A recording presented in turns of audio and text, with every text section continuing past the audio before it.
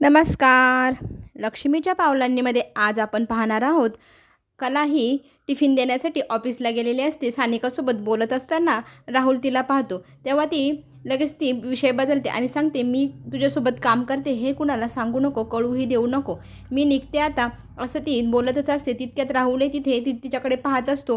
ह्या दोघींचं नक्की काय बोलणं चालू आहे. त्या दोघी एकमेकींशी हळूहळू आवाजात बोलतात आणि मग कुणालाही कळणार नाही असं एकमेकींना इशारे करतात आणि तिथून मग निघतच असते. तितक्यात राहुल तिथे येतो आणि लवकर मला मेल पाठव, मी जो मेल तुला पाठवणार आहे ना तोच तू स्वामीनाथन सरांना पाठव, असंही सांगते. आणि हे कला ऐकते. नंतर कला तिथून निघून घरी जाते. इकडे सगळेजण संध्याकाळी जेवायला बसलेले असतात. आबा चौकशी करत असतात, आज स्वामीनाथन सरांसोबत तुझी मीटिंग झाली ना, काय बोलले. तेव्हा तो सांगतो, आज मी त्यांना जी फायनल डिझाईन पाठवली आहे ना तीच आता पुढे लॉन्च होणार आहे. आबा सगळ्यात मोठा दिवस होता आजचा. आज आपलं काम झालं की आपल्याला करोडोंचा फायदा होणार. आणि हे सगळेजण जेवताना ऐकत असतात. कलालाही आनंद वाटत असतो की तिची डिझाईन इतक्या मोठ्या लेवलपर्यंत पोहोचलेली आहे. तितक्यात सरप्राईज म्हणून त्यांची आई येते. सरोज आलेली पाहून आद्वेकला खूप आनंद होतो. तो लगेच आईकडे घाईघाईन जातो. खूप दिवसाने अचानक आलीस तू, सांगायचं तरीस, मी तुला घ्यायला आलो. आणि आबाही कौतुक करतात सरोजचं. खरंच तू इतकी फिरते म्हणून आपल्या पेढीचं इतकं नाव आहे. तेव्हा ती सगळं काही विचारू लागते. सगळं कामं कशी चालली आहे, सगळेजण बरे आहेत ना, सगळ्यांची सरोज चौकशी करते. आणि तिकडे सांगते की खूप डिझाईनची सगळे त्यांनी आवड निवड सांगितली आहे. आता मी सगळी डिटेल यांना सांगेलच, मग नवीन नवीन डिझाईन आपण बनवूया, असेही सरोज सांगू लागते. मग आबा म्हणतात, खरंच सुनबाई, तू आहे म्हणूनच आपल्या पेढीचं इतकं मोठं नाव झालं आहे. तू गावोगावी फिरून प्रत्येक दर्जाच्या व्यक्तींना विचारते, तुम्हाला कसले दागिने घडवायला आवडेल, त्या पद्धतीने आपण घडणावळ करतो. त्यामुळेच आपल्या चांदेकरांचं इतकं मोठं नाव आहे, फक्त तुझ्या मेहनतीमुळेच. तू लग्न झाल्यापासून खूप मेहनत केली आहे, असंही आबा कौतुक करतात. तेव्हा सरोज म्हणते, आबा तुम्ही फारच कौतुक करत आहात. पण आबा म्हणतात, हे सगळं खरं आहे, तुझी मेहनत, त्याच्यामुळेच तर आपल्या चांदेकरांचं आज इतकं मोठं नाव आहे. माझं स्वप्न तुम्ही तुमच्या डोळ्यात उतरवलं, त्यामुळे तर हे एवढं मोठं माझं साम्राज्य उभं राहिलं. सरोज तू खूपच हुशार आहे, तुझ्या हुशारीमुळेच आपण इतके मोठे झालो आहोत, असे आबा सांगत असतात. आणि ती म्हणते, आबा आम्ही सगळं काही तुमच्याकडनं शिकलो, तुम्हीच आमचे आदर्श आहात, तुम्ही जसं सांगतो तसं करतो, म्हणून इतकी आपली प्रगती झाली आहे. आणि आद्वेकलाही सरोज म्हणते, तिकडे सगळेजण तुझी चौकशी करत होते, सगळे तुझ्या कामाचं कौतुक करत होते. आणि आबा म्हणतात, आहेतच तो, खरंच खूप कष्टाळू आहे माझा नातू, असं आबा कौतुक करू लागतात. आणि पुढे काय झालं, आता त्या डिझाईनचं विचारत असतानाच तो म्हणतो, सगळी मेल गेलेली आहे, उद्या परवाच आपली मोठी डील आता पूर्ण फायनल होईल, ते मला सांगणारच आहे. आणि तितक्यात फोन वाजतो. फोन वाजल्यानंतर आद्वेक बघतो कोणाचा आहे. स्वामीनाथन सरांनी फोन केलेला असतो. ते विचारू लागता की तुम्ही इतकी मोठी चूक कशी केली. तर आद्वेक म्हणतो, कसली, कोणती चूक. आता हे सगळं राहुलच्या लक्षात येतो. तो नजर खाली करून बसलेला असतो. तो खूप आनंदात असतो, पण आता समोरच्याकडनं इतकं विरजन पडतं ना, त्याचा आनंदच हिरावून घेतल्यासारखं होतं. स्वामीनाथन सर चिडतात, आपण इतके महिने झाले इतक्या मोठ्या प्रोजेक्टवर काम करत आहोत, तुमची टीम, आमची टीम इतकी मेहनत करते, आणि तुम्ही इतका मोठा मूर्खपणा, गोंधळ घालून ठेवतात, आणि तुम्हाला तो माहितीही नसतो. अहो, आपण इतके मोठे ब्रँच लॉन्च करणार आहोत आणि तुम्ही माझ्याकडे रिजेक्ट केलेले तेच मला सॅम्पल पुन्हा पाठवले. आता हे कळल्यानंतर आद्वेकला धक्का बसतो. नक्की काय झालं आहे, मला डिटेल तरी सांगा. ते चिडलेले असतात, ते खूप तावातावाने बोलत असतात, पण आद्वेक त्यांना समंजसपणे म्हणतो, तुम्ही मला सविस्तर सांगितलं तर मला कळेल काय झालं आहे. मला काहीच समजत नाही, मी नेमकी काय चूक केली. तेव्हा स्वामीनाथन सर म्हणतात, आपण ज्या रिजेक्ट केलेल्या डिझाईन होत्या त्या तुम्ही मला पाठवल्या. आता एक दिवस लेट म्हणजे अजून आपल्या कामामध्ये आपण लेट होणार ना. मग तो म्हणतो, मी माझ्या सेक्रेटरीला विचारतो, तिने नेमकं तुम्हाला काय पाठवलं आहे, तिला विचारलं तुम्हाला कळवतो, आणि तुम्ही घाबरू नका, दुसरी डिझाईन मी लगेच तुम्हाला पाठवतो, असंही बोलतो. रोहिणीला मात्र हसायला येत असतं, कारण तिच्या मुलाने हे कांड केलेलं असतं. आता आबांना कळतं की कोणीतरी ऑफिसमधून रिजेक्ट केलेले पीस स्वामीनाथन सरांच्या मेलला पाठवले. आता आबांना हे कळल्यानंतर धक्का बसतो. मग नक्की कोणी पाठवले असेल. सरोजही त्याला विचारत असते, कुणावर संशय, आपल्या त्या सानिकामुळेच झाला आहे का. नेहमीच गोंधळ घालते बाबा. पण आबा म्हणतात, नको, तिच्यावर चिडण्याआधी तिच्याशी फोनवर बोलून घ्या, काय झालं आहे, असं कुणावर डायरेक्ट आरोप लावू नका. मग आद्वेकही म्हणतो, ती दरवेळेला गडबड घोटाळा करत असते, एकदम मूर्ख आहे ती मुलगी, मला तिचा खूप राग येतो, असंही तो बोलतो. मात्र कला म्हणत असते, असं सानिका मुळीच करणार नाही, ती खूप सेन्सिबल आहे, नक्कीच काहीतरी गडबड झालेली असेल, काय झालं असेल पण कुणाच ठाऊक. आता तीही प्रश्नाचं उत्तर शोधत आहे. इकडे मात्र आद्वेक फार चिडलेला असतो. तो लगेचच फोन करतो आणि तिला जाब विचारण्याचा सवाल ते सुरू करतात.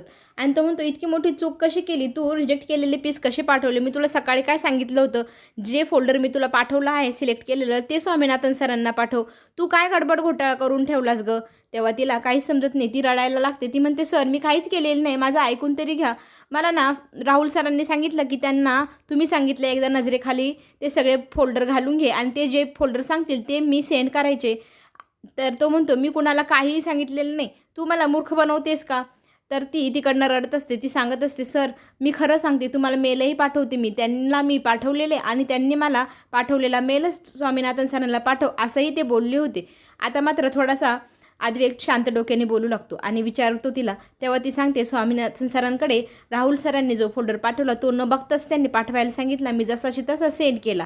मग हे सगळी हकीकत आता अद्वैतच्या लक्षात येते. नक्कीच ह्या राहुलने मुद्दाम केला असावं असं त्याच्या लक्षात आल्यानंतर तो म्हणतो, जो मेल त्यांनी पाठवला आहे तो मला पाठव बरं, मग मी बघतो. मग ती म्हणते, हो सर लगेचच पाठवते. आता अद्वैत जरा शांत होतो आणि ग्लासभर पाणी घेतो पिण्यासाठी. सगळेजण त्याला विचारत असतात, अद्वैत काय झालं आहे? कोणी केलं आहे हे? सानिकानी नाही तर? मग ते पाणी पित असताना सगळ्यांना प्रश्न पडत असतात. तो सगळ्यांना म्हणतो, 2च मिनटं थांबा, मग मी तुम्हाला सांगतो. तितक्यात त्याच्या मोबाईलवरती तो मेसेज जो राहुलने सानिकाला पाठवला होता तो आता अद्वैतकडे पाठवला. आता त्याच्या धडधडीत राहुलचं नाव आहे. मग तो राहुलकडे तोंड वळवतो आणि राहुलला म्हणतो, का केलंस तू हे सगळं? तेव्हा तो म्हणतो, मी कशाबद्दल विचारतोय तू? तेव्हा तो म्हणतो, जे केले ते मान्य कर, कशाबद्दल काहीही विचारू नको, तू जो गुन्हा केला आहे तुझ्या तोंडाने कबूल करायचंस. तेव्हा मात्र त्याच्यावरती चिडून राहुल म्हणतो, म्हणजे काय? त्या फालतू कामगाराच्या ऐकून माझ्यावर तू आरोप लावते, माझ्या कॅरेक्टरवरती तू संशय घेत आहे, मला सवाल करत आहे. ते फालतू कामगार आहे, त्यांच्यासाठी माझ्याशी भांडणार, आपण भाऊ आहोत ना? असंही राहुल सारवासारव सुरू करतो आणि जोरजोराने ओरडायला सुरुवात करतो अद्वैतवरती. मी काहीही केलेलं नाही, माझ्यावर कसल्या प्रकारचे आरोप लावायचे नाही. तेव्हा मात्र अद्वैत फार चिडतो. अद्वैत म्हणतो, तू पाठवलेले मेल आहे ते तुझ्या नावाने आहे, तुला एवढंही लक्षात नाही? खोटं बोलताना जरा व्यवस्थित तर खोटं बोलायचं. हे सगळं ऐकल्यानंतर आता आबांच्या लक्षात येतं की हे सगळं काही राहुलने घडवलेलं आहे. राहुलवरती आबा फार चिडतात. अद्वैत सांगू लागतो, ह्या मूर्ख मुलाने त्यांना रिजेक्ट केलेले पीस पाठवले, त्याच्यामुळे इतका मोठा प्रॉब्लेम झाला आहे, याला अजिबात नॉलेज नाही. आपलं करोडोंचं नुकसान झालं आहे, आपला फायदा होणार होता, आता नुकसानीत गेलो आहे. आता ते स्वामीनाथन सरांशी काय बोलायचं, कसं बोलायचं, त्यांची कशी समजूत घालू मी? ते फार चिडलेले आहे. आणि राहुललाही म्हणत्या, तू स्वतःच्या हाताने स्वतःच्या पायावर धोंडा पाडलायस, आपली करोडोची डील तुझ्यामुळे कॅन्सल झाली मूर्ख. पण मग आता राहुल मान्य करायलाच तयार नाही. त्या फालतू कामगारांसाठी माझ्याशी भांडणं आणि ती सानिका दरवेळेला काहीतरी गडबड घोटाळा करते, आता तिचं खापर माझ्यावर फोडणार आहेस का तू? असंही तो बोलू लागतो. तो सारवासारव करतच असतो. तो मान्यच करत नाही का त्याने चूक केलेली आहे. इतका परफेक्ट खोटं बोलत असतो. हे सगळेजण ऐकत असतात. आता अद्वैत मात्र चिडलेला आहे. तू करू शकतो हे मला माहिती आहे आणि ते मुद्दाम केले हेही मला माहिती आहे. हे सगळं आता आबांच्या नजरेसमोर होत असतं. आबा हे सगळं काही ऐकत असतात. आता रोहिणी काही गप्प बसणाऱ्यातली नाही. रोहिणी मात्र वाघिणीसारखी तिच्या बाळाला कोणी काय केलं तर समोरच्याला फाडून टाकावं ना, तशी त्या अद्वैतवरती कुदून पडते. तू दरवेळेला माझ्या मुलावरतीच आरोप घेतो. डॅडी तुम्हालाही मी सांगते, हा मुद्दामच करत आहे आणि माझ्या मुलावरती आरोप लावत आहे. तुम्हीही बघून घ्या. याला ना माझ्या मुलाचं सुख पावत नाही, त्याची झालेली प्रगतीही पावत नाही आणि त्याने ऑफिसला यावा असंही त्याला वाटतच नसेल, म्हणून तो माझ्या मुलाला ऑफिसमध्ये येऊ द्यायचं नसेल म्हणूनच तो म्हणतो माझ्या मुलावर आरोप लावतो आणि हे सगळे नाटकं करत आहे असंही रोहिणी बोलू लागते. तेव्हा सरोज म्हणते, तू माझ्या मुलावरती कसल्या प्रकारचे आरोप लावू नकोस हां, वाटेल तशी आरोप लावून मी माझ्या मुलाचं खपवून घेणार नाही. तेव्हा ती म्हणते, स्वतःच्या मुलाला बोलल्यानंतर कसं वाईट वाटतं, तसं माझ्याही मुलाला कोणी काही बोललं तर मलाही वाईट वाटणारच ना. आणि अद्वैत खरंच तू खूप स्वार्थी आहे. माझा मुलगा ऑफिसला येतो ते तुला पाहवत नाही आणि ते येऊ नये म्हणून तू त्याच्यावर खोटे नाटे आळ लावत आहे, मला माहिती आहे. असं ती बोलत असताना अद्वैत मात्र एक शब्दही तिच्या विरोधात बोलत नाही. आबांना म्हणतो, आबा मी पुराव्याशिवाय काहीच बोलत नाही. हा बघा पुरावा, हा राहुलचा मेल जो त्याने सानिकाला पाठवला आणि सानिकाने मग स्वामीनाथन सरांना. आणि ते सगळं आबांनी पाहिल्यानंतर मात्र आबा खूप चिडतात आणि त्यालाही तो पुरावा दाखवला जातो. अरे खोटं बोलताना स्वतःचे पुरावे तर पुसून टाकायचे, मग खोटं बोलायचंच ना. सगळ्यांसमोर इतकं मोठ्याने आरडाओरडा करून तुझं खोटं काही लपणार नाही. तो रागाने मोठे मोठे डोळे करून आद्विककडे पाहत असतो आणि मग रोहिणी लगेचच स्वतःचा शब्द फिरवत म्हणते, एखाद्या वेळी एखादी गोष्ट घडू शकते, त्याने मागितले असतील पाहायला आणि त्याच्याकडनं चुकून हे पाठवायचं तर ते पाठवलं गेलं असेल, पण त्याच्यावरती लगेच एवढ्याने ओरडायची किंवा एवढं काय बोलण्याची गरज नाही असंही ती लगेच बोलू लागते. आणि लगेच आद्विकलाही काही बाई बोलत असताना आद्विक मात्र शांत उभा असतो, कुणाला काहीही उलटून उत्तर देत नाही, कारण ती आत्या आहे, ती मोठी आहे, तिच्या शब्दाला परतवार करणं त्याच्या काही तत्वात बसत नाही. पण मात्र सरोजला राग आलेला असतो, ती बोलण्याचा प्रयत्न करू लागते, तरीही ती रोहिणी लगेच तिच्या वहिनीला म्हणते, तू तर बोलूच नको, तूही तशीच, तूही तुझ्या मुलाचं स्वार्थ पाहतेस, माझ्या मुलाचं काय कोणीच काही पाहत नाही आणि आमच्याकडे कोणी लक्षही देत नाही, असे काहीतरी शब्द बोलते आणि समोरच्या माणसाला लगेच गप्प करते. आता मात्र कला काही गप्प राहणाऱ्यातली नाही. कलाने आता स्टँड घेतला आहे आद्वेशसाठी. ती म्हणते, मॅडम तुम्ही जे काही बोलत आहात ना स्वार्थी वगैरे, तर तुम्ही खूप चुकीचे शब्द वापरत आहात. आद्विकला मी माझ्या स्वतःच्या डोळ्याने पाहिलं आहे, त्याने कधीच कुठल्याच बाबतीत स्वार्थ केलेला नाही. जर स्वार्थ केला असता तर त्याने डोळे मिटून तुम्ही ज्या पेपरवर सह्या करायला लावल्या आणि त्या सह्या त्यांनी केल्या नसत्या. आबा तुम्हाला सांगते, रामनवमीच्या दिवशी ह्या मॅडमने त्यांच्या कुठल्या तरी पेपरवरती सह्या करून घेतल्या आणि त्यांनी मुकाट्याने ते केल्याही फक्त भाऊ ह्या नात्याने, प्रेमाखातर आणि आपली आत्या आपल्यावर राग भरू नये म्हणून त्या नवीन पिढीच्या पेपरच्या सह्या होत्या. आणि आता कर्नाटकला जी ब्रँच उघडते ना, त्याच्यात जो काही फायदा होईल त्याचा 50% हिस्सा राहुलला असाच्या असा द्यायचा आहे असं ठरलं आहे त्या पेपरनुसार. आत्ता मात्र कलाने सगळं सत्य आबांसमोर उघडलेलं असतं. हे ऐकल्यानंतर मात्र आता आबा काही गप्प राहणारच नाही. आबा रोहिणीला जा विचारतात, हे सगळं कधी आणि कसं केलंस तू? तुम्ही फार स्वार्थी आहात, तुम्ही काही चांदेकर नाही, तू तुझ्या मुलाला घेऊन नाही तर नीट निघायचं. मी अजून जिवंत आहे, माझ्या जिवंत असल्यापर्यंत मी काही कुणाला माझ्या प्रॉपर्टीतली एकही वस्तू देणार नाही, कुठल्याही प्रकारचा हिस्सा मी देणार नाही. आणि राहुल जे काही नाव करून घेतलं आहे ते मी स्वतः सांगतो, तुझ्याकडनं मी काढून घेतो, वकिलांशी बोलतो आणि लवकरात लवकर नवीन पेपर्स बनवतो. रोहिणी तू फार चुकीचं काम केलं आहेस हां. असं एवढ्या मुलाला हाताशी धरून ब्लॅकमेल करून त्याच्याकडून पेपर्सवर सह्या घेतीस वय. मग तुझी लायकी तुला मी दाखवतो आता. माझ्या प्रॉपर्टीचा कुठलाही हिस्सा मी कुणालाही, आद्वेकलाही आणि सरोजलाही कुणालाही देणार नाही. मी जोपर्यंत जिवंत आहे प्रत्येक गोष्टीचा अधिकार, ज्वेलरीचा, पेढीचा सगळा माझ्याकडेच असणार. कोणीही तो अधिकार कोणाकडनं मागायचाही नाही, मिळवण्याचा प्रयत्न करायचा नाही. जोपर्यंत मी जिवंत आहे तोपर्यंत माझ्या प्रॉपर्टीचे कुठल्याही प्रकारचे हिस्सेही होणार नाही, असं आबांनी धडधडीत रोहिणीला आणि सगळ्यांना बजावून सांगितलेलं असतं.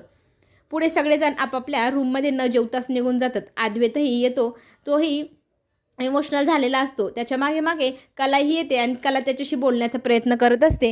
हे सगळं मी फक्त तुझ्यासाठी केलं, मला ना सहनच होत नव्हतं. रोहिणी मॅडम फार चुकीचं बोलत होत्या, तू माझ्याशी काहीतरी बोल ना. तो एकही शब्द बोलत नसतो आणि पाणी पिण्यासाठी ग्लास घेतो, पण त्याच्या हातातनं झाकण पडतं. ते झाकण ती उचलून देते आणि म्हणते, अरे भांड माझ्याशी बोल काहीतरी, जर तू माझ्याशी बोलला नाही तर मन मोकळं कसं होईल, असं म्हणत ती त्याला बोलतं करण्याचा प्रयत्न करते. मग ती बोलत असते तेव्हा आद्वेक बोलू लागतो, हे सगळं तुझ्यामुळं झालं, तू सगळ्यांच्या समोर सांगायला नको होतंस, का बोललीस तू आबांसमोर हे सत्य? आता हे सत्य कुणाला सांगायचं नसतानाही तू माती खाल्लीस, तुझं चाबरेपणा तू सोडला नाहीस ना. असं सगळं कलाला तो सुनवत असतो आणि मग ती म्हणते, मी नेहमी खऱ्याची बाजू घेते. मला दिसत होतं की सगळ्यांसमोर राहुलने जी चूक केली आणि ती आणि रोहिणी आत्या जे बोलत होतात ते माझ्यासमोर असं कोणी खोटं वागलेलं मला सहन होत नाही. मी नेहमी खऱ्याचीच बाजू घेते आणि खरंच बोलते, मग ते कोणत्याही सिच्युएशनमध्ये असो, अगदी आबांसमोरही. मग तो म्हणतो, तुमची खऱ्यांची बाजू तुमच्या खऱ्यांच्या घरी ठेवायची, आमच्या घरी आणायची नाही. मला अजिबात आवडलेलं नाही तू सगळं सत्य आबांना सांगितलं. आता आबा किती दुखावले गेले आहे पाहिलंच का तू? तुझ्यामुळे हे सगळं झालं. तुला कोणी तुझ्या मनातलं तिथं सांगायला लावलं होतं? मी बघितलं असतं काय करायचं. तेव्हा ती म्हणते, हे बघ, मला कोणी चूक वागलेलं आणि चूक केलेलं अजिबात सहन होत नाही. माझ्या डोळ्यासमोर तुझा कोणीतरी अपमान करते हेही मला सहन झालं नाही. तू इतकं सगळ्यांचा विचार करतो, सगळ्यांचं मन जपतो आणि तुझं कोण मन जपणार रे? त्याला ती प्रश्न करते. तो मात्र एकही प्रश्नाचं उत्तर देऊ शकत नाही. मला मान्य आहे मी तुमच्या घरातली नाही, पण माझ्याकडे माणुसकी आहे. मला माणुसकी ह्या नात्याने दिसत होतं की तू चुकीचा नाही, समोरची व्यक्ती चुकीची आहे. ह्या माणुसकी खातरच मी तुझ्या बाजूनी बोलले.